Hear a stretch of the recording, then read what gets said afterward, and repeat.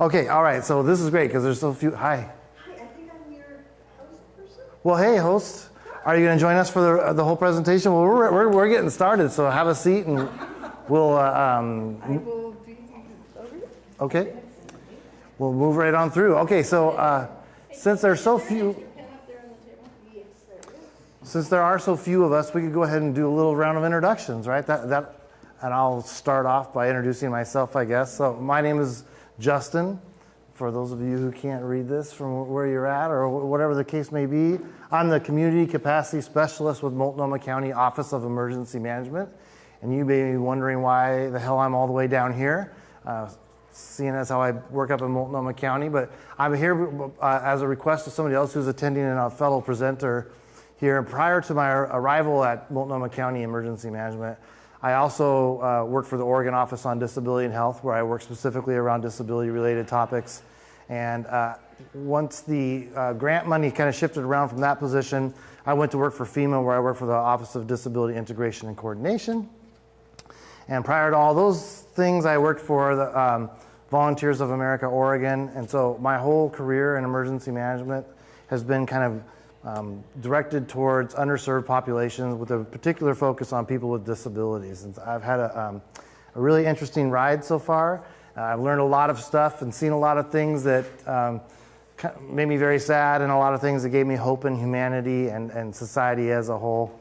And so I'm just glad to be able to carry out the message about how important it is for us to be thinking about emergency preparedness for people with disabilities, certainly a segment of society that's disproportionately affected by disasters. And I want today to be kind of a thing where I'm going to talk a little. I have a PowerPoint, but I'm not married to this thing. It's just to kind of spur conversation. So as I'm going through this, if you guys have questions, please feel free to ask, because I want this to be more about a dialogue. Oftentimes, I've found that when I present this material, the people have a lot of questions that they don't ask at the time, and then we get to the end, and then they don't get a chance to ask, and it helps to ask when it's germane to what we're talking about at that point. And a lot of emergency preparedness is about just explaining how the systems work and what actually happens pre and post disaster, and also so that people can create their kind of preparedness around understanding what it is that they're actually up against. And that's one of the biggest things, is because we see a lot of stuff that happens on television. Maybe some of us have been involved in a disaster, but oftentimes in the Northwest, people don't have a lot of disaster experience. So they hear and see things, but it's kind of secondhand. So I can kind of really address what actually happens, because I've worked on the state, federal, and local level, and I've responded to disasters from all those positions. So I have a pretty broad knowledge of it. So you missed the first part of it, but she's doing something else. So we're going to start with you, because you're. So we're going to just do a little introduction around the room of your name and what brings you to this particular class today, and maybe what brought you to this conference, or any kind of lingering questions you want to make sure I hit while I'm going through this stuff too. Sure, great. And my name is Annie Walsh. I work for a program called Help Me Grow within the Swindells Resource Center that works with children and families experiencing disability. And I specifically work with 0 to 5, but it's 0 to 25, if I'm also a family member and curious about disaster preparedness for myself. Very good, thank you. My name is Jennifer Leavitt, and I am a caregiver for a grandchild with Fragile X syndrome, and includes autism as part of the diagnosis. And I also work in social services and child protective services. So I have some other experiences in that, working with that population at various times. And I actually have another grandchild that has the same thing. We're brothers, but he's not in my care. So, and the preparedness just seems like a good idea. Have you been doing some preparedness stuff at home already? Well, good. We'll be turning to you for some. I don't know that much. Well, that's okay. You know more than everybody has their own little, area of expertise, and I certainly don't know it all either, right? I have a disability, but I just have, my lived experience is just this one little piece of it, and there's all this other stuff that, the disability world is large, and there's all sorts of varying degrees of how people experience things, and so your expertise is going to be very valuable to us today. Introductions? Yeah. Oh, hi, Jennifer Eskridge. I'm with the Oregon Prison Center. And I'm interested in this topic just personally, but also because the Poison Center does some surveillance in terms of outbreaks, disease prevention, and so we have a connection with disasters and some of our partner agencies because sometimes we get calls about things and pick up on what's going on out there right away when people are exposed to things, and that may give us cues about something that's happened. So we are connected with our partners, and it's just one way that we're integrated in the community. So I'm here to learn and with one of our partners. Very good. Thanks for coming, Jennifer. It's been a long time since we've seen each other, at least 3 minutes. Yeah. I've missed you, by the way. Okay. I'm Kathy Shipley, and I'm a member of the board and of the Creating Opportunities, and I'm also a presenter here today. And I've not ever prepared or been to a preparation class. This will be new and interesting. All right, good. So particularly, looking at individuals with experienced disabilities, because that's who I'm around lots. Yeah, cool. Thank you for coming. My name is Samantha Hernandez. I'm a child class officer, and I want to know. All right, very good. Well, thank you for coming. And then this is our timekeeper back here. Yeah, I'm Toby Rates. I'm Executive Director of the Autism Society of Oregon, and I also have 2 sons who are both on the autism spectrum. And then we're also going to be famous by the end of today because we're say all sorts of fun and interesting things. So we have a camera crew. I don't know if you guys want to introduce yourself. I know it's kind of bad. Okay, they said, no, we want to be behind the camera, not in front. Okay, I understand. All right, so why prepare? So that seems like a kind of a ridiculous question, and it sort of is because, well, let me ask you guys. What do you think the reasons are? I shouldn't say it's a ridiculous question because it really, especially since we have people who are kind of newer into the preparedness world. Normally when I go to do a presentation, I have to tell you guys that I generally present to a room full of people who've been preparing themselves for many, many years. And they just want to come and see, make like validation that they're doing it right, and to see if there's something that they missed. So this is kind of refreshing that we have a room full or a room with people in it that haven't really been doing a ton around it.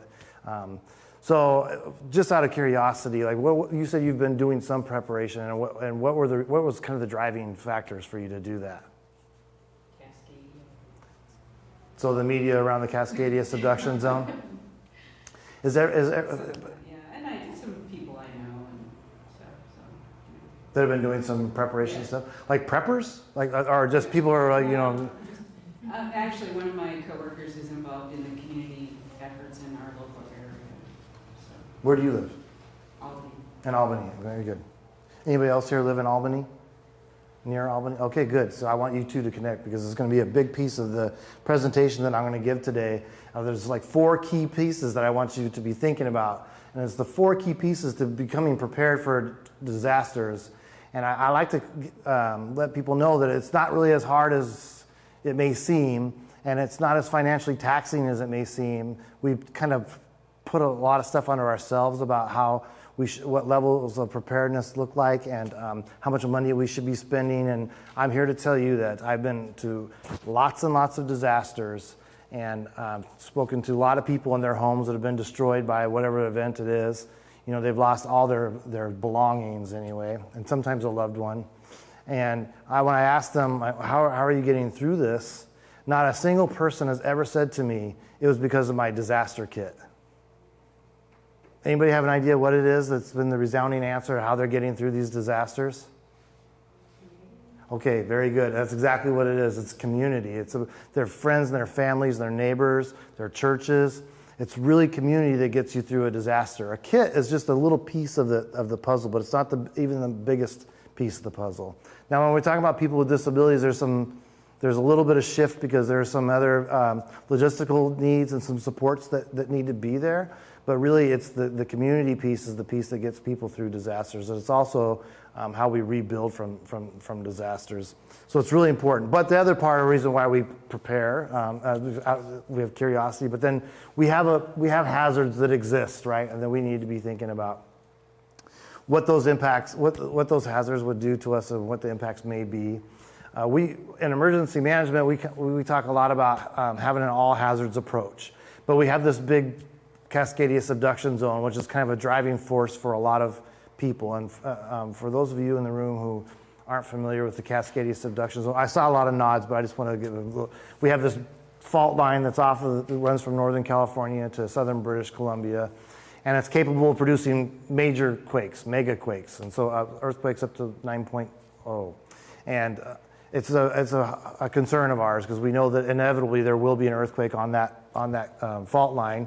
We don't know what the size is going to be, of course, and we don't know when it's going to be, but it's an inevitability that it's going to happen. And so we feel like there's going to be a lot of damage that's caused by that, and it's going to cause a considerable amount of pain, maybe not physically but maybe emotionally. I mean, it could be a very devastating event. But then there are all these other ones, right? So I just have this little list, and I have to when I give a presentation, my wife says this is a part of the presentation that she hates the most. It's of course the part I love the most, but I'm eliminating most of it because my wife's way smarter than I am. But so I usually have a long list of all these different things that we could face that are hazards, and there's no shortage of them in the Northwest. And then the other thing is most of us don't just stay locally. And even if we do spend the time in Oregon, for instance, we don't usually just stay in one spot. We kind of tend to go to other places. So the hazards change depending on where you're at, right? You may be living in Burns and then you have one hazard, but then when you go into downtown Portland or to North Portland, then you have this other hazard that exists there, which you have this technological hazard where they're storing, methyl ethyl death and other things like that, or big vats of gasoline that could cause big industrial fires. And so anyway, we don't have a shortage of hazards in the area, but we do have a shortage of disasters, which is kind of good news. We don't have a lot of disasters in the Northwest, but we are concerned about some of the bigger ones that we may have. So normally I go on this big diatribe about all these different things and how they could happen to us, but I'm going to spare you guys that and move into the important part, which isn't how this stuff happened, but it's the impacts of disasters. And so communications almost always is lost immediately following a disaster. So when we talk about events that maybe cause a lot of devastation to our critical infrastructure, what that means is that it'll be a while until communications are regained again. So when we talk about earthquakes, we have a high level of concern that our communications aren't going to work for some time. Although I think that window is shrinking all the time because across the United States we're responding to more and more disasters, and they're figuring out how to narrow down that amount of time where the cell phone towers aren't working, and the cell phone companies frankly are doing a lot of work putting battery backups and mitigating their towers so that they're able to work sooner rather than later after a disaster. But the thing you can't mitigate against, and the thing that we can't control, is the fact that as soon as a disaster happens, we'll just stick with the earthquake theme here. Once an earthquake happens, and then once we make it through the earthquake, right, the earth has stopped shaking, and we check and we make sure that we're intact, what's the next thing that we're going to do? We're going to check on our loved ones, right? Our family, our friends, our loved ones. And so if they're not near us, the next thing we're going to do is make a phone call. Well, it turns out that our phone systems aren't actually designed for everybody in the whole community to make a phone call at the same time. And this is shown time and time again. So for instance, we had an active shooter situation up in the Portland metropolitan area a few years ago. And once the person was no longer shooting at people, and people were free to make phone calls, everybody was making a phone call, and therefore nobody was making a phone call because you had all these students, you had all these concerned parents and other loved ones, and you had all this law enforcement and firefighters that were going to the scene or at the scene, and they're trying to make phone calls too, and that brings their communications to a screeching halt. And communications is really important, and especially important to people with disabilities to be able to convey the information that they need to get out about what their situation is, and for us loved ones to make sure that emotionally we're able to get through one of these events too. Because the longer you don't know, the more your mind gets working. That's how mine is anyway. And you imagine the worst. The next part is transportation systems. So if we have an event that affects our critical infrastructure like transportation, so on with the earthquake thing again, we have a lot of roads that were built before we understood what the hazards were around earthquakes, and so we have precarious transportation systems. And if you're a person who receives daily care from an assistant, or if you're a person who goes in for normal treatments or therapies, transportation systems being down is a big deal. And it doesn't take an earthquake for a transportation system to shut down, right? What's another thing that could happen where all of a sudden our transportation systems are making it hard for us to move around the city or the county or wherever? Accidents. Shut things down. Car accidents, that's what else? Floods, right? If the roadway is flooded, you can't get across it, although people always try and they always die in the South driving across flooded roads is very interesting to me. Anything else? Snow or ice. Very good. Yes. So snow or ice, and we're talking 1 inch, right? It just brings our communities to a screeching halt. And we're public transportation and everything. So it doesn't have to be a big event that's, has a major impact on everybody. It could be an isolated snowfall for somebody who lives in a little bit higher elevation. But if you're a person who's depending on somebody to come in and check on you, or you're depending on being able to get to people for the care that you need, it becomes a really big deal, right? And then our water, wastewater, we also have a great deal of concern around water or wastewater. Water, being one of the most important things for us to be able to consume, but also we use a lot of water every day for a lot of different things, right? And the implications around sanitation post-disaster are pretty high. So if you're not able to use your bathroom the way that you normally do, you may have survived the initial incident, but then you have another thing that's kind of unfolding in front of you is your inability to be able to toilet. And that's a major concern. There's a lot of stuff that's out there about options for people to do when they're unable to use running water. There hasn't been a lot of focus on people with disabilities and how they manage those systems. Frankly, it's kind of embarrassing how much there is, especially because I'm one of the people on the task force, and it just hasn't been something that we've dug deep enough into yet. Although we're in the early stages, we should be further along than we are in that piece. The other part is medical. So that when I say medical there, I'm kind of talking about access to medication, access to care.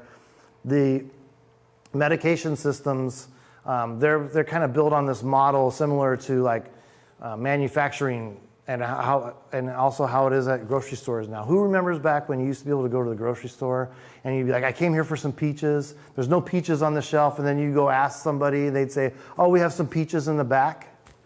I see there's a few people who are my age here, so you know what I'm talking about, right? Well, now it doesn't work that way. If they don't have peaches on the shelf, that means they just don't have peaches because they're on this short rotation, right? The more shelf space they have for stuff that people can get and then go, the more money they can make and the less money that they're paying to house stuff in the back of the grocery store. And medications are similar. Like medications are coming in on a constant rotation. Some facilities have more of a backup than others, but most of us get our medications from retail places, and they just don't have a ton of meds sitting around on their shelves all the time.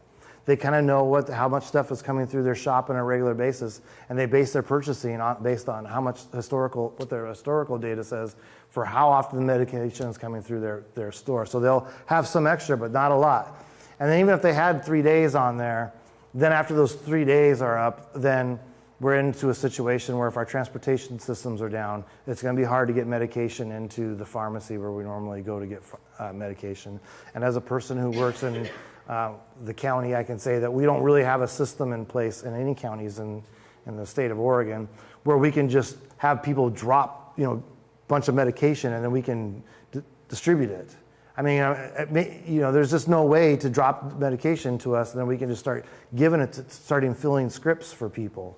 So it's really important for people who are are dependent on medication to have a conversation with their primary care physician or with their pharmacist about how do I manage this medication in austere environments where maybe I don't have access to medication for up to 14 days. It's one of the things that keeps me up at night when that question, like what keeps you up at night? And these other things aren't really them. The transportation piece, not even the water piece. The disaster sanitation is kind of scary to me because I like a clean bathroom and I don't know what I'm going to do if I have to unclean bathroom for 2 weeks. But the medication piece, that was a joke that everybody's supposed to laugh at, by the way. Not a funny one, I guess. So anyway, but the medication is the piece where I'm really highly concerned about how we're going to get medication to people who need it. And that's, anybody who needs medication, it could be quite problematic for us. And then food, we can go a long time. Generally speaking, people can go for quite a long time without food. And whenever I talk to people out in the world, they're like, oh, I've got all this food saved up, and I just think to myself, I don't know why you're wasting so much time and energy on food when you need water and medication, and there's some other things that are higher priority than food. But it is something that is to be concerned about. Then also how long it takes for us to start getting food in following a disaster depends on what the roads are like. And then we have utilities. And so, a lot of people we know, people in this room, I'm guessing, probably know a lot of folks that are dependent on electricity for what, maybe it's to recharge their wheelchair, or maybe it's for a CPAP, or maybe there's lots of different reasons why somebody could be dependent for oxygen. So there are a lot of important things that go along with electricity. And if we have a big enough event where electricity is out, in a large swath of the community, then it's out. And even if you're a person who's a priority on the list, it could be some time until your electricity comes on. That's why planning is particularly important for people with disabilities, because it's harder for them to get through these kind of dark days when we don't have a lot of resources coming, our normal resources at our fingertips. So extra planning. So I'm going to be kind of hammering on the extra planning piece here. And I know we have some people who work with people with autism. So, the unfamiliarity of a disaster can create a lot of problems for people. So that physically they're just navigating the system, the world as they do. But this unfamiliar situation that happens when there's no electricity, or you're asked to leave and go into a facility where there's, 3,000 of your new best friends all sleeping in cots next to one another. And depending on what this shelter is like and how much pre-planning the organization that's providing the sheltering has done, it can, really make the situation worse, or maybe it can make it so that it's manageable. But my advice to people who have loved ones with disabilities is to not depend on what the systems are going to be like when you get there, but to know really distinctly what it is that the needs are that you would have if you're faced with a situation where you had to evacuate and you were stuck in a space with a lot of people that didn't have private spots where you could go. Like, maybe going to a shelter might not be your best option, and maybe it should be the very last option, and your option is, I'm going to go house with somebody else who I think their home should be okay because of where they're located or whatever. There's just a lot of things that go into to that kind of planning. So anybody have any questions so far? You guys are looking at me nodding, but I haven't heard nobody's raising their hands or making any comments about it. Has anybody here done any planning about what we would do if one of our loved ones who has autism, if we had to go to a shelter? Not to shelter. To not shelter. Right, yeah, you were the one with the biggest nod. So so what's your plan? And we have across the street, we have a neighbor who has kind of teamed up with us to talk about that our son could go there, or staff could go there with him, and be there if something happened in our home. And I mean, we have a 72-hour kid. I have stored water. I had backup meds for a while, but not enough. And then I've just written out contacts and things like that. Yeah. I still don't feel like I'm ready. Well, you've done a really good job. What you've done so much work that a lot of people haven't done. You should be really proud of yourself. And then the way that this works is it doesn't all happen at one time. It can be exhausting thinking about this stuff because there's so many variables and unknowns. So at least that if your house is compromised and your neighbor's house isn't, then you have a plan already in place for that. So then maybe replicating something like that's in a little bit further away where you guys would evacuate together and go to somewhere nice like Hawaii or something like that, right? Okay, so one of the things I always I love this graphic because there's not a lot of stuff in this world around emergency preparedness includes people with disabilities. And so I was really proud when I saw that this came from the state of California. They produced this graphic that has drop, cover, and hold. So when we're in an earthquake, we're asking, it used to be back in the day, for those of you my age, we're supposed to just run for the door, but we're not asking people to do that anymore. There's a number of reasons. But one of the ones is like, we're not all going to fit in that door, for one thing, right? So you're going to have to keep running to another door if we go for that one. Secondly, construction isn't the same way it used to be. We used to use true 2x4s, and now we use stuff that's smaller, so they're not necessarily as stout as they used to be. But what we're really worried about in earthquakes is stuff falling and hitting us on the head. And in this room, every one of these panels could fall, is subject to falling on our head, and then these big light fixtures. And so what we want people to do is immediately try to find some coverage for their noggin. I have a big head, so it's really hard for me to pick a spot to cover. But anyway, this graphic explains to people, like, okay, so if you're a person who can get under a table, then this is what you're supposed to do. But it also shows if you're a person who uses a walker, what a good practice, and it's really trying to illustrate, and if you're a person who uses a wheelchair, the cover your head part. There's more to it than that. If you go to the earthquake country website, there's more conversation about, like, where would you go in your chair to protect your head if you couldn't get under. And then it doesn't really talk about this very much, but I have a lot of friends who use wheelchairs, and they are able to get in and out of the chair on their own. So they would be somebody who would be like, okay, I can just get under a table if need be. But there are other people who can't do that. So you have to think about what is your personal situation or your loved one's situation, and try to kind of establish some protocols with them on these are the things that you need to do at the very minimum to try to protect yourself from earthquakes. So has anybody here heard of the CMIST model? So CMIST is an acronym. Like everything I do in this world is an acronym. This is some stuff that's really important. This is something that when I'm working on projects, these are the things that I'm trying to keep in a loop in my head all the time. Of course, I'm not perfect, and there are projects that get away from me a little bit. But I try to always go back to this. And this was developed by two people. One of them is June Isaacson Kales, who's kind of a leader in the world of emergency preparedness as it pertains to people with disabilities. And then another lady who I used to work with at FEMA, and I feel so bad because I can't remember her name. But anyway, these are the key things that we should be thinking about. And the first one in there is communication. The next part is maintaining health. These are the goals that we want for preparedness levels for our loved ones, but also as emergency managers. We're trying to bake this into our philosophy of how we're creating systems for people to use during disasters. Another thing that I think is really important, I'm glad I'm in this room, because when I'm talking to other communities, they don't really see the importance in this, but I know that it is, and everybody in this room does too, is this independence.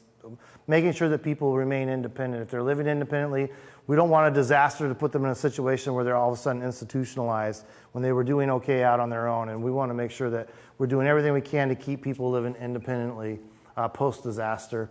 The next part is support, safety, and self-determination. So, we want to make sure that people can continue getting their support systems, right? So they have access to their personal assistants, rather than, there's a disaster and then all of a sudden the personal assistant isn't able to come there, and then they're not able to live it gets you back into this loop about independence. So then all of a sudden they can't live independently because their support assistant didn't do any preparedness related stuff, and they're not able to come help take care of them. And then all of a sudden, you have a person who was living independently stuck in this situation where they may not be able to continue doing that. And then the self-determination piece is really something that's important, and the advocates in this room know, like, self-determination is something that oftentimes people are just usurping from our loved ones with disabilities. And some of it's because they don't, it's out of ignorance, but another part is that people really believe that people with disabilities don't have the ability to make their own decisions in an informed way, and I just don't believe that that's true. And so I'm really happy that this has made its way into the CMIST model. And then the other part is transportation, which is oftentimes one of the things so let's pretend that the infrastructure is in place. So we'll say, like, for instance, if we're having a flooding event, or like the fires that they had in California recently, where they're doing mass evacuations. If our transportation system, so the infrastructure is there, the roads anyway, but the transportation system to get people from one place to another is compromised. And oftentimes it's compromised not because it doesn't exist anymore, but because this has happened at 10 o'clock on a Friday night, and the people who provide accessible transportation, their contract is till 6 o'clock at night. And so they're off doing whatever they do at 10 on Fridays. And then all of a sudden, we're in the need to evacuate people, and there might not be people who are licensed or properly trained to drive accessible vehicles. And it puts us in a really bad situation where a person who's living independently, but they are depending on help with their transportation needs, all of a sudden can't get somewhere, can't evacuate because people are evacuating in their Audis and they can't fit their durable medical equipment in there. And it's a high level of concern. So that leads me to this slide here, and I think it's a very interesting statistic there. And I don't think that a lot of people know this or think about it in this way, because we oftentimes, we live in what would be called like blue sky days, where if we call 911, then a firefighter or a law enforcement person or an ambulance driver comes to get you. But statistically, during disasters, 70% of all rescues are carried out not by those trained professionals in uniform, but they're carried out by who? Yeah, everybody in this room all of a sudden becomes a first responder, right? That's who carries out these rescues. And so I try to drive this fact home to people all the time, because oftentimes we're like, we have a really good fire department in our neighborhood. I only live a couple blocks away from the fire station where I live. But I know that they are not going to be able to come to my place. And especially if it's like during the daytime, something bad happens as a major event, they're going to be going to where there's a lot of people congregated. So they're going to be going to the schools, they're going to be going to apartments where there are hundreds of people that they can go help, rather than just me, my wife, my dog, my cat, and my rabbit. They don't, they're like, they'll get there, but it's going to be a little while till it happens.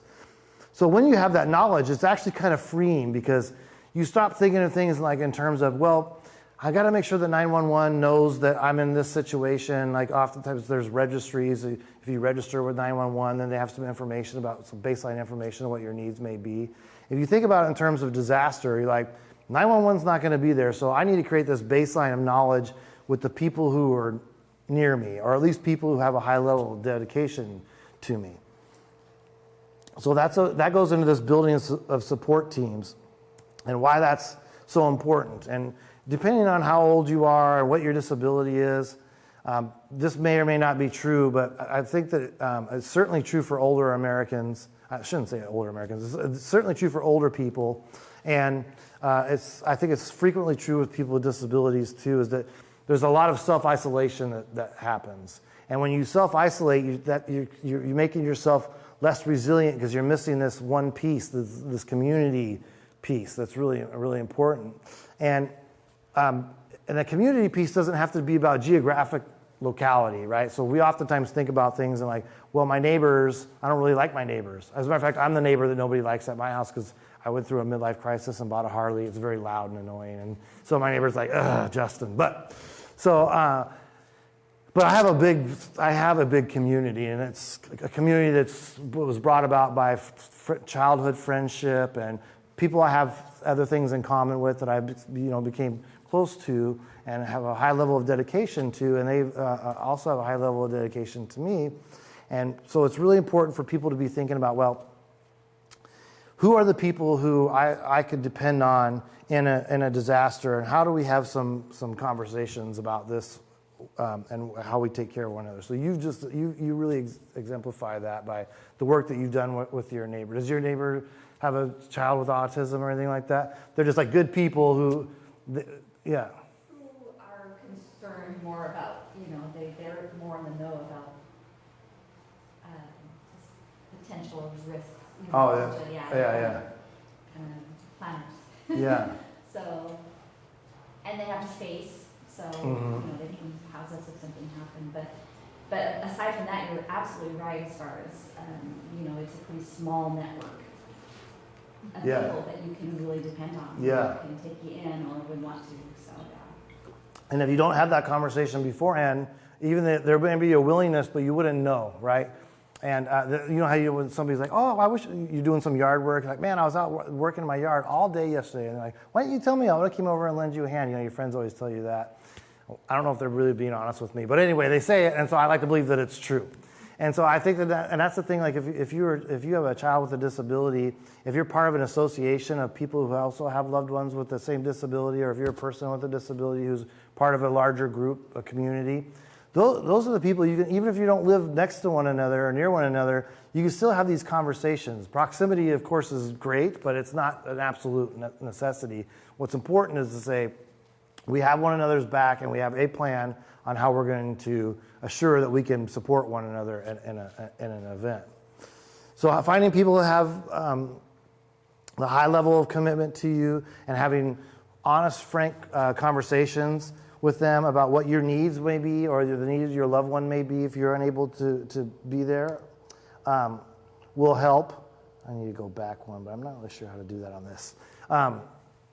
You want somebody who lives in the area, but it doesn't hurt to have somebody who lives somewhere else in case you do have to evacuate where you're at. Anybody here live on the coast? No? So, okay, but if you were to live in a place like that where there's a high probability that it will be hard to live there, then, there's this conversation about we might have to come stay with you for a little while. It's something you should be having with people during blue skies. I recommend over a Chardonnay, but whatever kind of wine it is that you like will work fine. But anyway, having these conversations is really an imperative. Anybody else have any experience where they've talked to other ones about how they might support one another and like maybe just a regular emergency, or if you have to work late one day and you have a child who normally you pick up at 5 but you're not going to be able to get there till 7. Does anybody have any plans for how they handle that? Do you have any plans? Do you ever run into an instance like that? No, well, you're doing a good job then. I would be doing that stuff all the time. Not yet. So I said earlier that there's like 4 key things to getting prepared for a disaster. And the first one of those 4 key things, this is for everybody, is creating situational awareness. So the hazard slide that I showed you earlier, there's a lot of information that's out on the internet. I'm going to give everybody here a card. A few of you already got it, but I'm going to give it to everybody. And if you email me, I'm going to send you links to places where you can find out information, down to the neighborhood level. So you can look at, say, what are the hazards that are in my neighborhood? You can look that information up. Having an idea of what you're up against is really important, right? Because you want to make sure you're preparing correctly. So creating a high level of situational awareness will help you feel better about what you're doing because you know what it is that you're up against. There's this myth about disaster, the disaster world, that is that if there oftentimes we'll be in situations where somebody in leadership will say, we can't tell people that because they're going to panic. And then every time I get real mad at them, it's clear because I get real red and my eyes blink a lot. And they're like, what is going on with you, Justin? These kind of situations seem to happen a lot. And I'm like, people don't panic if they have the information that they need, right? You only panic when you don't know what you're up against. But if somebody sits you down and says, this is where you're at, this is your situation, and then you're like, okay, at least I know I have a baseline here, so I can work from there. So understanding what your hazards are is really, really, really important to do. The other part of that is understanding how information is disseminated so that you can get information as early as you can in an event and be able to make the right decisions. So alert and warning is the first thing that I have here. And the reason why I have that is because it is one of the most important things, and it is one of the things that we do almost with the most profound ineffectiveness that it really kind of blows me away when I think about it. There's a lot of work that's being done to narrow that gap, but it exists in a great way. People with disabilities are one of the first populations that are affected by this. And what happens is let's say there's a big explosion, right? And then I'm going to get a call from the 911 center, and they're going to say, Justin, you need to get to the emergency operations center now. I know it's always going to be at night or on a weekend. They never happen during normal hours.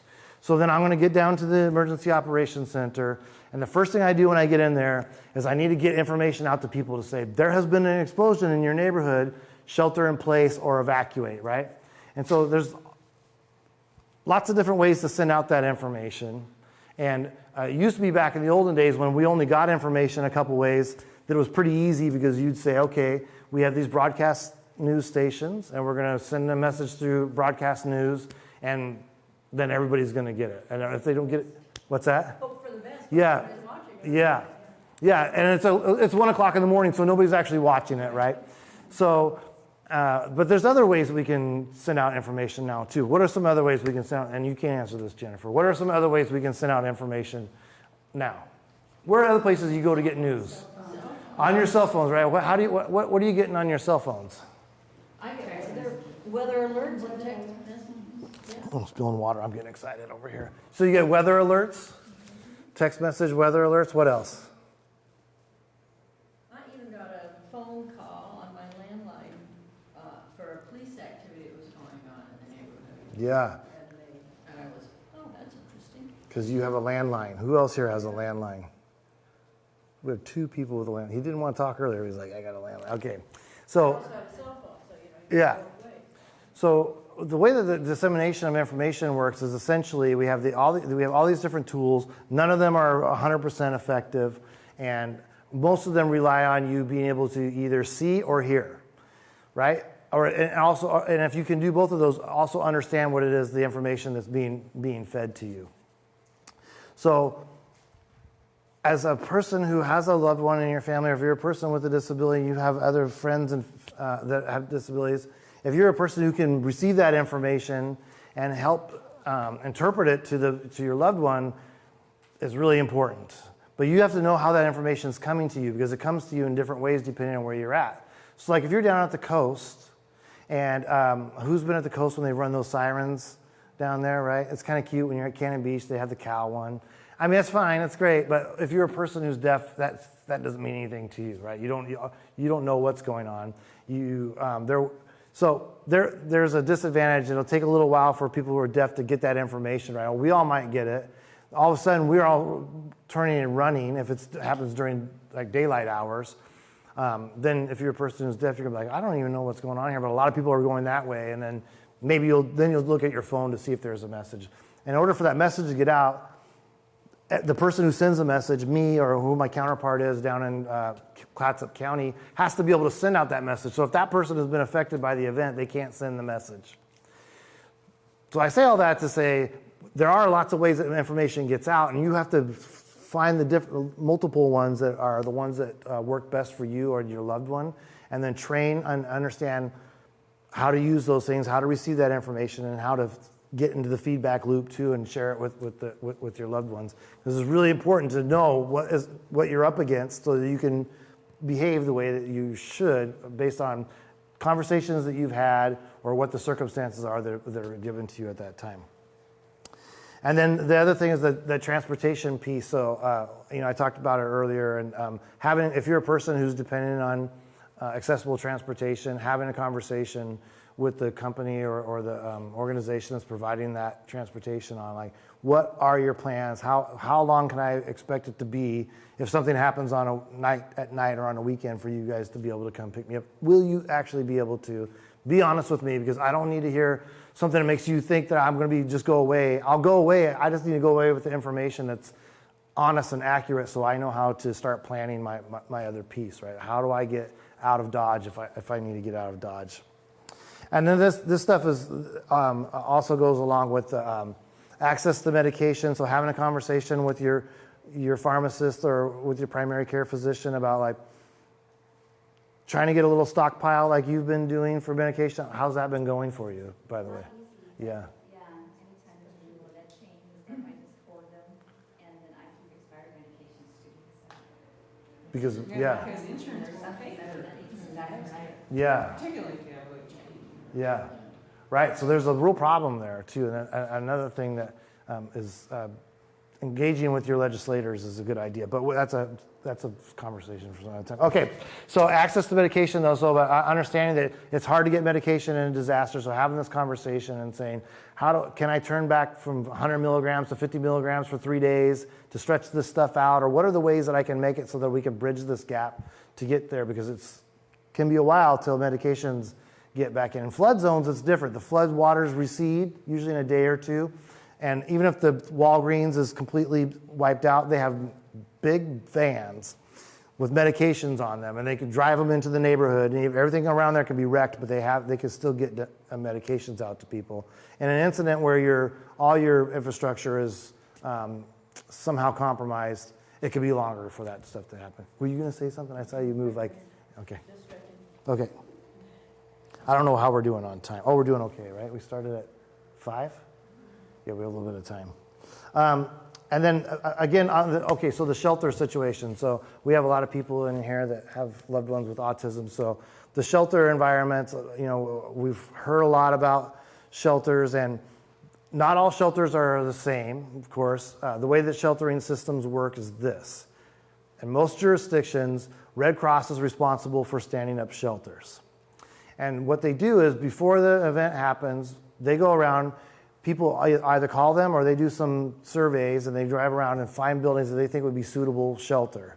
And then they go in and they have a conversation with the people who manage the shelter, and then they walk around and do inspections. They have ADA standards in which they have to operate under. And most of those ADA standards are around physical accessibility, right? So, doorways have to be big enough, and the bathrooms have to be appropriate, and all the stuff that's related to, that's codified within the rules and regs around ADA, which is fine. ADA is a minimum standard, okay. But if you're a person who experiences your disability differently, then it's not the physical environment that really is your situation, but it's other things.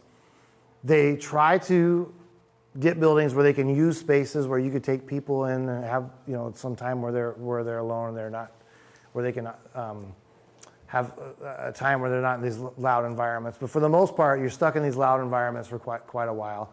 And there's lots of people that are there, and there are people who have lost everything. There are a lot of people who have they're struggling emotionally because of this event that they've gone through. So they're not behaving the way that they normally would in normal settings. And you're sharing bathrooms with all these people, and people are on diets that they're not accustomed to, and they're sleeping on cots, and it's just a miserable place to be. So if you have a loved one who you don't think would do very well in that environment, I would do like my friend back there. What is your name? Kim. Do like my buddy Kim, and give some thought to like what are our other options. Or if we have to go to the shelter, what are the devices that we could bring with us that need to be part of our kit, our preparedness kit, our go kit, that we can bring along and help us manage this shelter environment. And if you're in Multnomah County, we've given a lot of we do things slightly different up there, so differently. We're in charge of our own shelters, and we have sites selected for the most part that with that situation in mind. So we try to find space where we can make it comfortable for everybody who shows up. And if you come into one of our shelters, and this is true of Red Cross shelters too, and the shelter environment is not appropriate for your loved one or for yourself, if you determine that's the case, then we'll help you get to a place that is. So it might be a hotel, it could be whatever, but we'll try to get people to wherever they can. Okay, so the situational awareness thing, the one thing I like about that too is it doesn't cost any money to gain situational awareness. What it costs is some time. So you have to do a little research, figure out what the hazards are where you live, where you like to go to on a regular basis. My wife and I like to go to the coast a lot. There's some coastal communities where I don't go to, but there's other ones where I spend a lot of time because I understand what the hazard is there, and I know how to get to safety there. So having an understanding of what you're up against in all the places where you go to is really important, but it's also free, and it's kind of fun to do that research. And then having discussions with your loved ones moves us into the plans part. So planning is really important for a lot of people. And a plan doesn't have to be a formalized plan where it's written down. Maybe if you're a person who benefits from writing stuff down, or your loved one benefits from writing stuff down, then that's fine. But at my house, we don't have a written plan.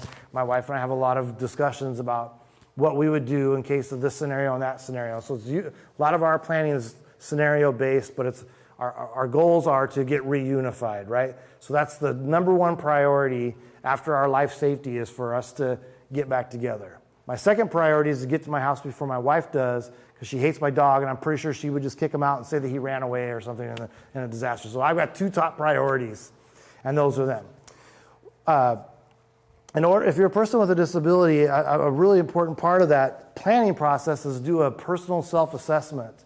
So think about when your situation, if you're at your lowest capacity and at your day-to-day capacity and at your highest capacity, think about what that looks like when you're in a disaster. Kind of my suggestion, of course, is to plan on when you're at your lowest capacity, and you have 3 days worth of stuff, and that's we used to generally always talk about 3 days of preparedness, but now the state of Oregon is leading the way across the nation. I'm really proud of the state for doing this, and we're letting people know, frankly, we think it's going to be about 2 weeks until we can start bringing resources in, appropriate resources, and so thinking about it in a little bit larger terms like that. But you have, almost everybody in this room probably has a lot of the resources already in place because you use them every day.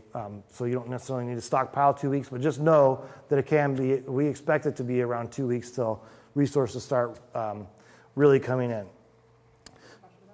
Yes. Yeah, I'm glad you're asking because I got to get a drink of water. I'm curious if there's a place that we can see what the overall city plan is for, you said 2 weeks out. I'm curious if there's a place we can look to see what that plan looks like. So what city? Oh, I guess Portland. Okay, so the city of Portland does have a Bureau of Emergency Management, and they have their plans posted online.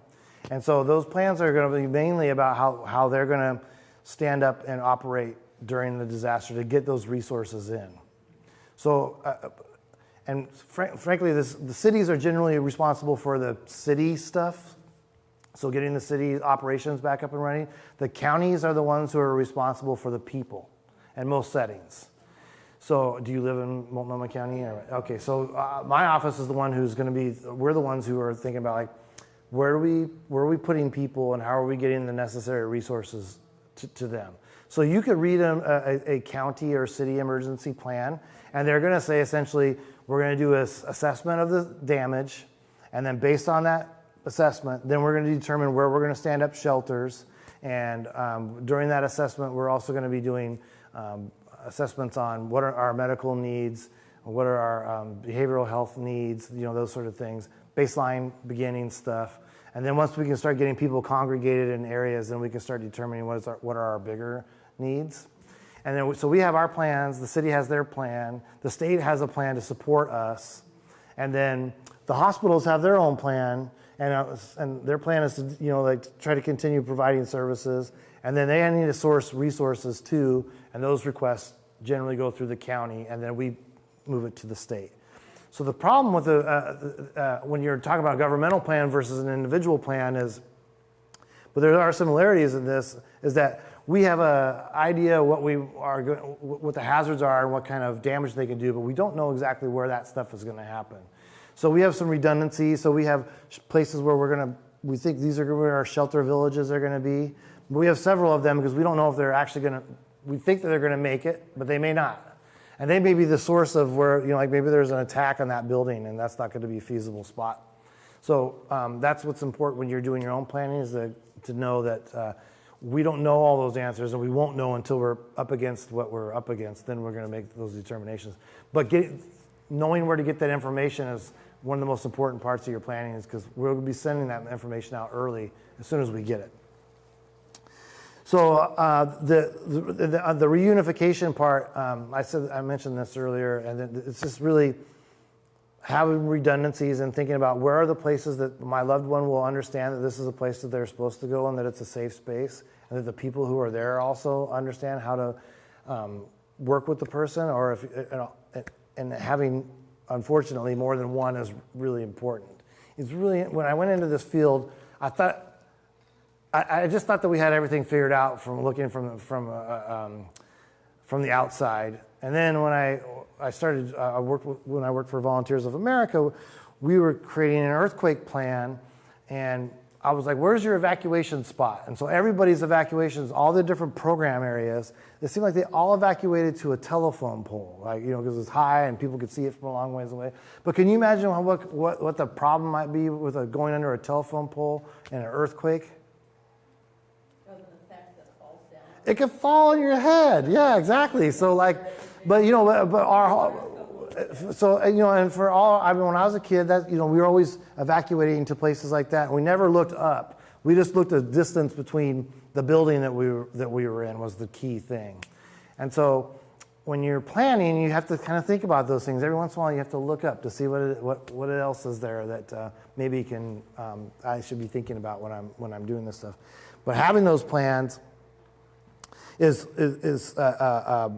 it just makes life a lot easier when you get into an event. Even though you're not going to remember them verbatim, but you can create muscle memory by doing drills and exercises with your loved ones and walking to these places and creating some scenarios that will help it become a somewhat familiar situation rather than completely foreign to them in a disaster. So, because who knows what the disaster is going to be, but there's opportunities for us we know what's going to happen after the earth stops shaking or after the flood goes away. So with that in mind, we can kind of train on how we make our way through these events. So this slide is access to resources.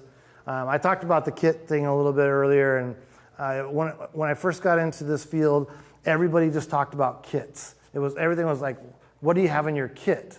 And then I thought, well, that's fun. I like to buy stuff, so I'm going to buy a bunch of stuff for my kit too. And again, the more disasters I go to, the more I see that kits aren't necessarily the be-all to end-all. But there are some things that you absolutely do need to have, and water is the one, arguably the most important one of those. You can only go 3 days without water, and that could be shortened depending on what your physical situation is. And so water is important. You're supposed to have 1 gallon of water per person per day. I don't know, anybody here think they only use 1 gallon of water today? We only drink 10% of the water that we consume in our house, it's roughly 10%. All the rest of that water goes to the other things that you're doing: flushing toilets, taking showers, washing the dishes, watering the plants. My dahlias are looking great, in case you guys were wondering. The water is really, it's really important. That 1 gallon of water per person per day can be taxing on people. So aside from just filling up jugs of water, what are some other ways that we can save water? Does anybody have any ideas? What? Okay, so like a rain barrel or catching water off the roof and that sort of thing. Very good. What else? Eat less sugar. So you don't drink as much water, right? So that's very good. Yeah, managing your diet is a big part of how much water you consume. What else? Filtration system, Like what? like Berkey's or like even a live straw, depending on what you. Yeah, being able to source water. Yeah. If you can't store water, then knowing how to source it's really important, right? So life straws and those kind of things that that have a few moving parts. But there's also other ways, right? You can research on how do I create potable water, boiling water and using iodine and all these other things. There's lots of ways for us to get water, but what's important is that we know that we need to have at least how much? Yeah, plus your dog and your cat and your rabbit and your goat and whatever else that you have, you want to make sure that they have water too. So then you're starting to get into some pretty big water. So there's a place in your house that most of us have 50 gallons of water all the time. Anybody know where that's at? Yeah, your hot water heater. So if you go to the Northwest Water Consortium's website, and if you send me an email, I'll give you the link to it. But anyway, you can find out how to harvest water out of your hot water heater, even if you're not getting water from the city any longer. So if you turn off your water at your street or wherever, you don't bring any water in post-event, so you keep the bad water out there. The stuff that's in your water heater should be safe, as long as you haven't been bringing water into it. Then you can draw that water out, and you have some 50 gallons of potable water on hand at all times. But on the resources part, so water and the medication, we've kind of hammered on the medication part. The food piece, I just want to tell you guys, like in our house, what we do is we have food in our cabinets, not buried out in the yard, because I know I look wealthy, but I'm actually not. And I can't afford to just bury a bunch of food in the yard, right? We have what we call a living kit. So we have food in a place where we can get access to it, and we buy stuff that we like. So my wife doesn't eat tuna, so we don't have any tuna for our disaster kit. It's all Denny Moore beef stew because that's what she likes. So that's fine. So we have Denny Moore beef stew. And we also have all this stuff that's in our fridge, right, in our freezer. And that's our plan. Exactly. We're just going to use this food, and we're not going to hoard it to ourselves because who are the first responders in a disaster? Yeah, so why not help feed these people that are helping us, right? So our plan is to draw the barbecue out to the front yard and start cooking the stuff that's thawed out first and feeding the neighbors and creating a plan of how are we going to help one another? What do we need to do in order to help our community make it through this event? So on the durable medical equipment side, DME, now that's a real problem in disasters. When I was working for FEMA, one of the things I did spent a lot of time doing is sourcing durable medical equipment for people who lost it in a disaster. And there was a lot of people who lost it. A lot of people evacuating without their chairs. I think it's mainly a consequence of first responders not understanding that this chair isn't just something that helps them. It's really part of their life and their independence, and it needs to go with them. Or else they get stuck and they get damaged during a flooding event, and then if they're a person who can't run a manual chair, then they're without a chair for an extended amount of time. So sourcing durable medical equipment is, and so as a part of that is that people often lose it. So part of your planning process should be I need to have either extra sets of this if I can, or I need to make it part of our plan that we're going to take this with us because it can be a while till you get your equipment. And anybody who's tried to get durable medical equipment through the healthcare system that we're currently operating in knows it can be very hard to get durable medical equipment during blue skies. So just imagine what it's like if you're going to work with somebody who also just lost their home. They're back at work, but they're distracted by the fact that they've lost, their things or maybe their loved ones, and they're trying to help you get, whatever it is that you need to be able to continue living independently. You've got some competing interests there, and it just is very hard to come by that stuff. So if you are a person who uses it, it's important to try to figure out how you can get extra pieces of it, or don't evacuate without it. Anybody have an idea what the most commonly lost item is in a disaster? Pieces. Oh, geez, people always leave without their glasses. That is true. What's another one? What'd you say? I like jokes. I said car keys. Car keys, yeah.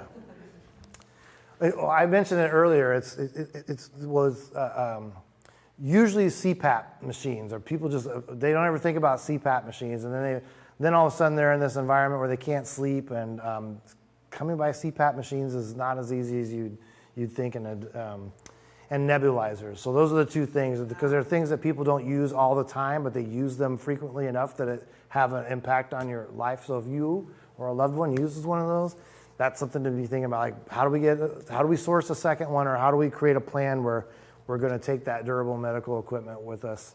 Oftentimes people also think that if you get your equipment through Medicare or Medicaid, that you can't get a new piece because you just got your new piece 6 months ago. And so they just don't even try. But actually, the rules are that if there's a presidentially declared disaster, you can get another piece of whatever the equipment is that you lost. But people don't know, so they don't try, and so then they live for a long time without the equipment that they need to continue living independently or in comfort. And so I like people to know that you are eligible to replace those items. And then at the comfort supplies, we talked a little bit about when if you're going to a shelter or whatever, having the items that you need in order to be able to exist in that kind of environment. And then the other part is pets and service animals. Anybody here go to the inclusive emergency planning conference workshop that we had, not conference, that we had a couple weeks ago here in Salem? I don't see any familiar faces here. So that workshop was specifically around how does emergency management and people from the disability community better engage one another in our planning. And I was one of the panelists there, and somebody raised their hand and they said, well, when I talk to my loved ones about this, I know I can't go to the shelter with my service animal, so we were talking about what other ways that we can manage during a disaster. I get heartbroken every time I hear that because anybody know why I'm heartbroken by that? Just out of curiosity. Yeah, you cannot be. Yeah, so it has to be meet the legal definition of a service animal, and I think that's the problem is that people say that this is their service animal when it's really does another service for them that's not necessarily under the guise of service animal. Yeah, but the important thing is that for all of you guys to know that nobody can turn you away from a shelter if you have a service animal with you. And if somebody says that, you say, I'm not leaving because they cannot turn you away. Now, if your service animal isn't quite trained properly, they can ask you to figure out, collectively to figure out some solutions. Like, to be a true service animal, they have to be trained not to go to the bathroom indoors and that sort of thing. But you can't turn people away. And it used to be that they would turn people away with pets. But that's actually kind of going by the wayside. It's not that doesn't still happen, but it's becoming less and less frequent now, like in Multnomah County anyways. Do you have any pets? Okay, good. Well, so you can bring your pets to our shelter. So we're not turning anybody away if they have pets. We'll even let iguanas and other animals. I just don't understand why people have them as pets. We just bring them on in because we want people to receive the services that they should be getting. And we know that oftentimes people won't evacuate or won't go to a shelter because they have an animal and they don't believe that they're going to be welcome in a shelter. And most Red Cross shelters now will allow animals, but they're not usually co-housed. They usually are in a building on the same property or in another part of the building. But for the most part, you can bring your animals, but you can certainly bring your service animal regardless of what the situation is. Okay, we're getting real close to the end. Is everybody happy about that? You were sleeping on me a few minutes ago. Okay. So the community connections piece. So this is the fourth part of it. So the first part, does anybody remember what the first part of the four? I'll forgive you newcomers about this, but our friends are going to let you know. What was the first one? Yes. Okay. And then what was the second part? It's something we all should do. It's free to do. It's really important to have this conversation. Plans. Very good. And then what was the third part? It's the slide that we just left a second ago. Durable medical equipment was part of it. Food, water, access to supplies, right. And then this is the fourth part, and this is the part where we first started this conversation today about what makes people resilient to disasters, how you get through disasters is this piece, this is the community connections piece. And I know that it's not easy for everybody to create community connections. But I also think that part of it's because we only think of it about that I talk about the geographic locality, and it's really more than that. There's all these different groups that can create community, and it can be churches, it can be an association, it could be your neighbors, it could be a sewing circle. There's all these different groups that we can be part of, that we can create this bond with one another and a commitment to one another to help in a disaster. So I oftentimes employ people to please think about your life or think about your loved one's life and what are the things that bring them the greatest amount of joy. Are there people involved in that? And if there are, that's a good place to start creating that social network of how do we help one another. Disaster conversations, 99% of them should not be about disasters. They should be about fun things and what we love about one another and what things we agree on and what our hobbies are, why we're standing around with one another or on the phone or on the Facebook or whatever it is we use to communicate with one another. That's what makes it up. This little percentage of it, it's like, hey, by the way, how can we help one another in this event? How do we make a commitment to each other? But the other part is really the important part is just having some community connections. And those community connections are going to pay dividends in a disaster. When a disaster, at the early stages of a disaster, crime rates go down to almost zero. We see in the news oftentimes, this looting and stuff like that. I'm not going to tell you that looting never happens in disasters, and that people aren't, that there isn't crime. following disasters, but I am going to tell you that in the early hours following a disaster, crime rates are almost zero because we're all in this shit together. And so people start helping one another. They're like the person who you used to not like that lived next door to you, all of a sudden they're your best friend because they're helping you get out of a house or vice versa. And so that stuff that's really the importance. Is the social fabric becomes very strong during the early stages of a disaster. As disasters carry on, and after that life safety piece ends, is when the social cleaves start to become more apparent. The fissures in society, and the people who are left behind are oftentimes people from communities of color, people with low literacy rates, people who have limited English proficiency, and people with disabilities. Because the system, the way that it works after a disaster is, we have an event. All disasters are local, is the phrase that we use all the time. The most local jurisdiction is the one who's responsible for that disaster, and they do what they can, and then once they get overwhelmed, it moves out to the next layer. So it would be city of Portland, and it would go to the county early because the city doesn't do people stuff. So if there are people involved, then it's going to go to us. Then we go to the region, and then we go to the state, and then eventually it ends up on the president's desk if it's a big enough event. And then the president will say, indeed, I'm going to provide a disaster declaration. And then federal resources start coming in, but it takes a long time for that to happen, oftentimes. And once the federal resources come in, they usually are bringing money. They don't bring a lot of rescue stuff. Most of that rescue stuff is carried out by your local fire departments, by the police, by the EMTs. And who's the biggest rescue organization in a disaster? Your neighbors, right? So this stuff is already kind of carried out by the time the federal government comes. But when the federal government comes, they're like, hey, we have some money. We're going to try to get some money. We're going to try to help you rebuild and get down that road to recovery. Almost immediately after you apply for federal money from FEMA, the first thing you get is a letter in the mail that tells you you've been denied this money. And so and then if you're a person who has limited English proficiency or has some other obstacle in your way, when you read that, you're like, oh, this is over with, and then you just think that you're on your own.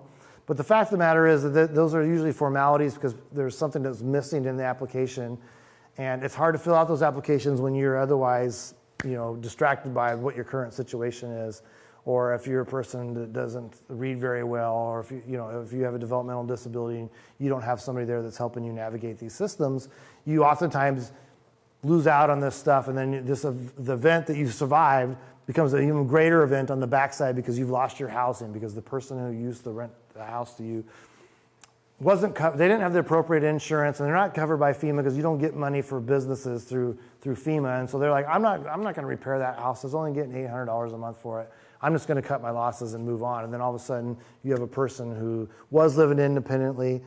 Now they're not living independently, and they're missing these resources that were available to them because our systems aren't set up for everybody. They're set up for people who have strong literacy levels, people who know how the systems work, and people who have the proper amount of insurance. Those are the people who manage a little bit better in disasters. And so these community connections, I say all that to say that these community connections, I had this great slide up. Oh, there it goes. These community connections can help people make sure that they're not overlooked in these disasters, because they certainly will be if they don't have people who can help navigate these systems and people to talk to about the emotional trauma that they've faced by going through these events. It's going to be very hard for them to rebound. And our community as a whole, it's much to the detriment of our community when everybody that's in it doesn't come through on the other side. We're all going to be a little worse for wear, but we don't have to lose our lives or lose our livelihood or be displaced or end up in an institution because of a disaster, because the resources are there to help to keep us in place, but we have to know how to access them. We need to be able to work collectively to access those resources. I want to say one more last thing on the disaster response and recovery efforts. And when we get a federally declared disaster and FEMA comes in and they're offering money they offer grant dollars to individuals and households. And so there's a maximum amount of money that a household can receive. I should say there's a maximum amount of money that an individual can receive. And any given household, the maximum amount of money that you can receive is $34,000. So if you don't have the proper insurance, there's a good chance that you're going to lose more than $34,000 worth of whatever it is that you have. And so the people that make up that difference are nonprofit organizations, faith-based organizations, and businesses in the community. They come in and help supplement the response and recovery efforts to these disasters. And they're prime right now in particular for engagement from people from the disability community, because they know that this is a segment of the community that's oftentimes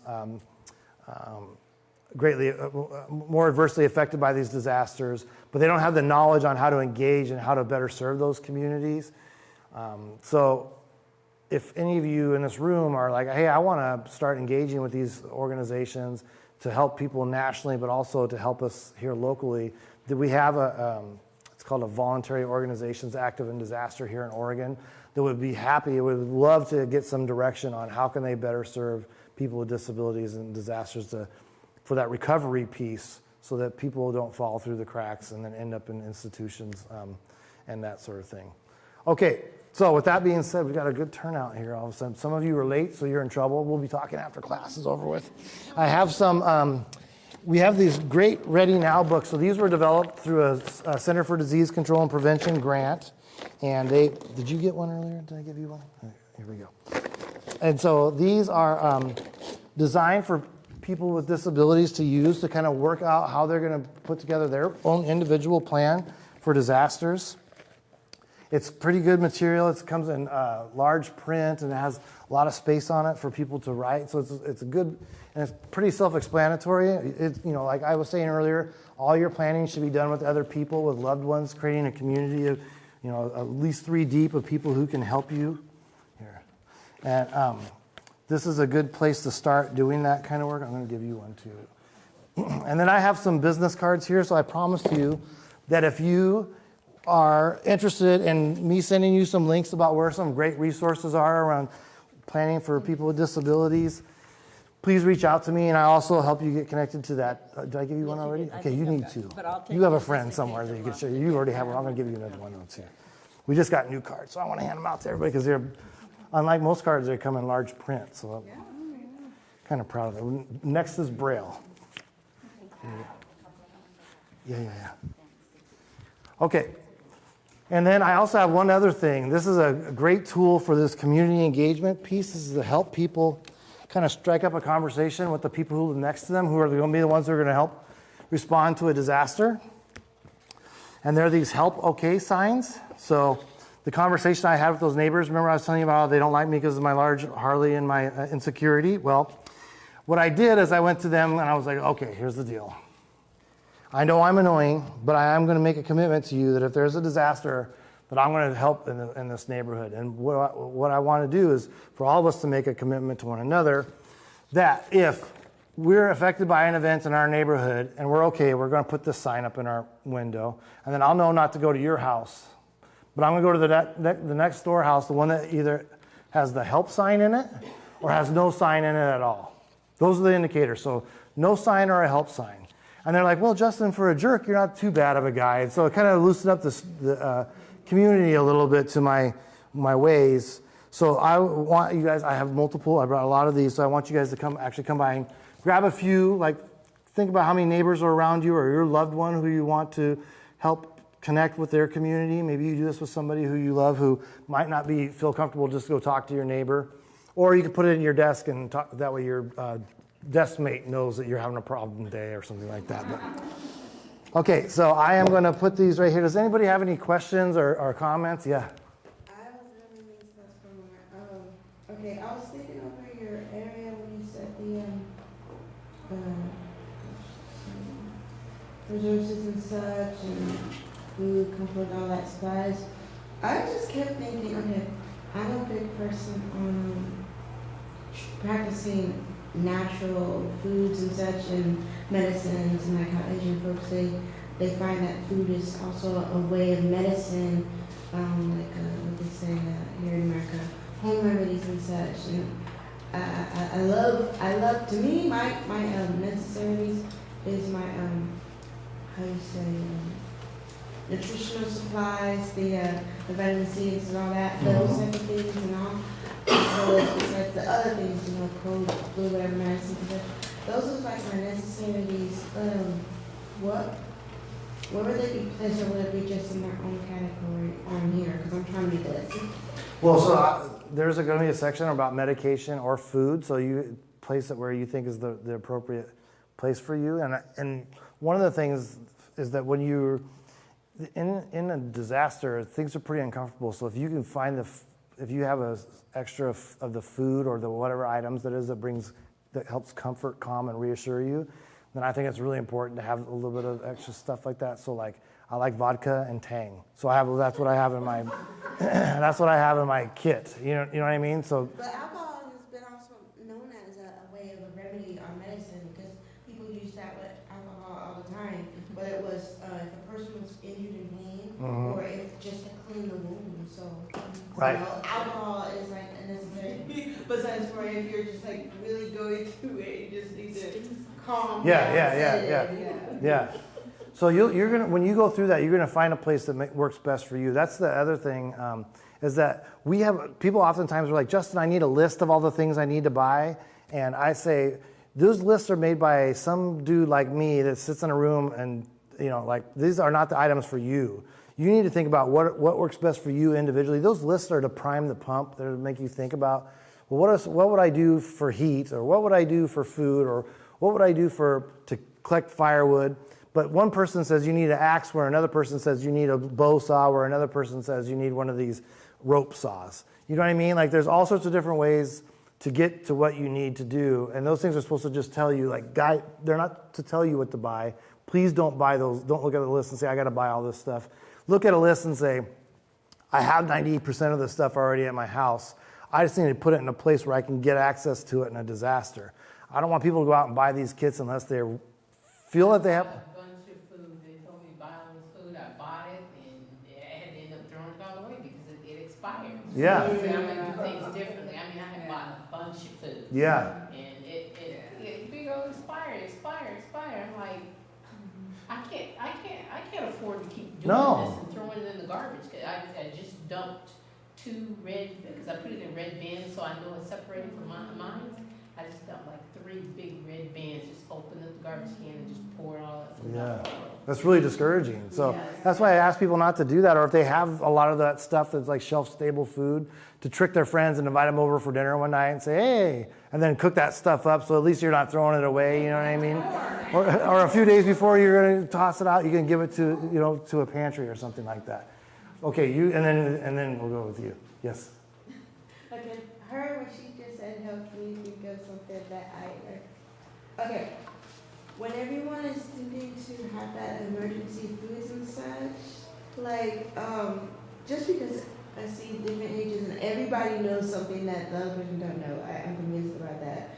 So it's like, everybody gets together, it's like a puzzle that puts together. Okay, I've been thinking this for a while. Okay, supposedly when it comes to food shelters and such, like rice and beans, and like some people say that syrup has no expiration, and honey has no expiration, and all of that. Okay, really what does and what doesn't? Because when it comes to preparing for emergencies and you want that food there, and you can't use a refrigerator, so you might not have enough coolers, like what is and what's not? That's my thought. Yeah, and I think that so manufacturers generally print that stuff on their stuff, and so then the best advice that I can say as a county worker is follow the dates that are on that thing. But if you and I run into one or somewhere else, we'll talk about that in a different way.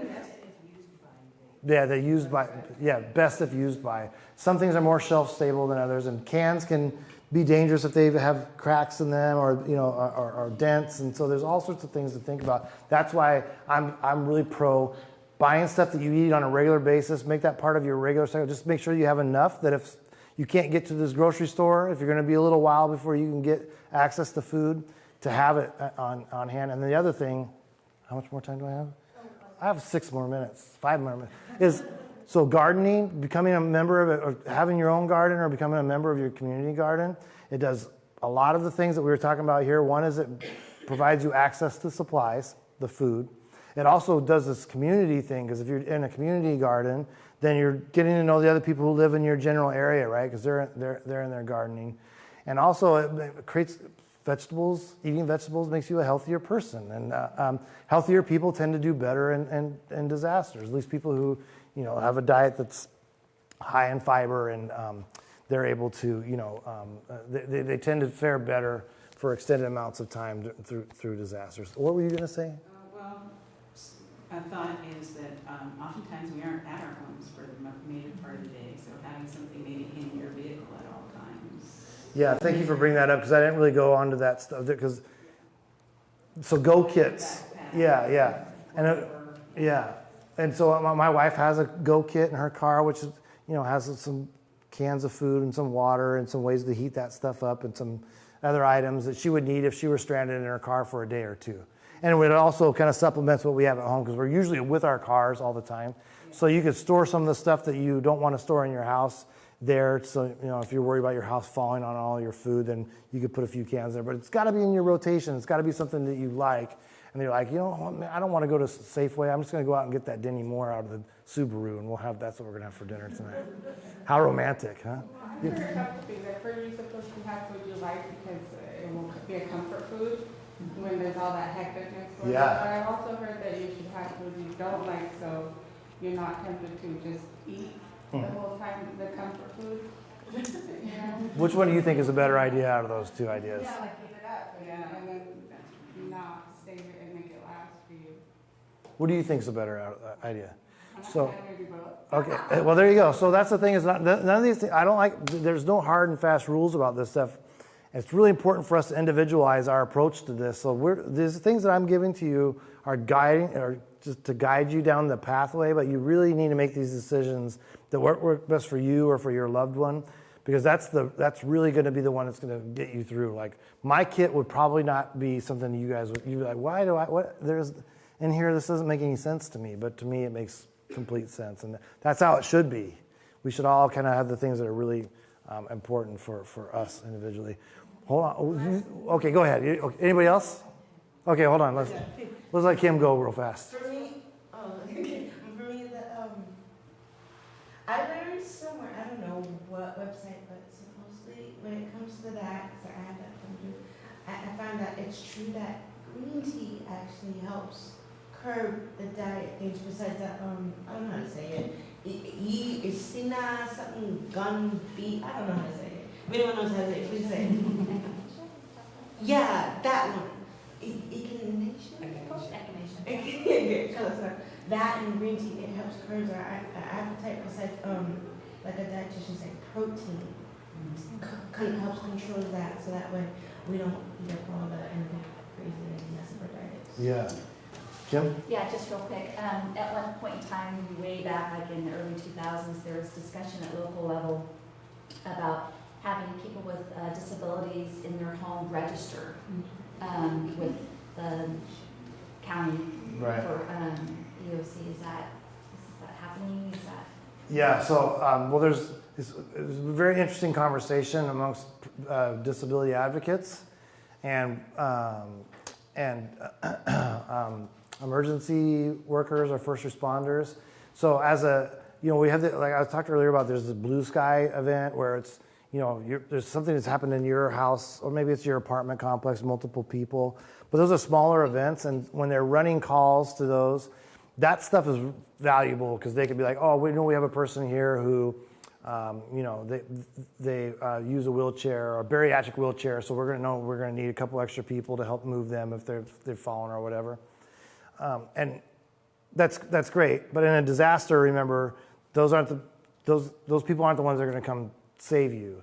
And because of that, a lot of people, a lot of advocates are like, well, we don't even know why we're registering this information, because it gives a degree of false sense that people are going to come and help us as an individual because of our disability, when that's not the way. That's just not how it works.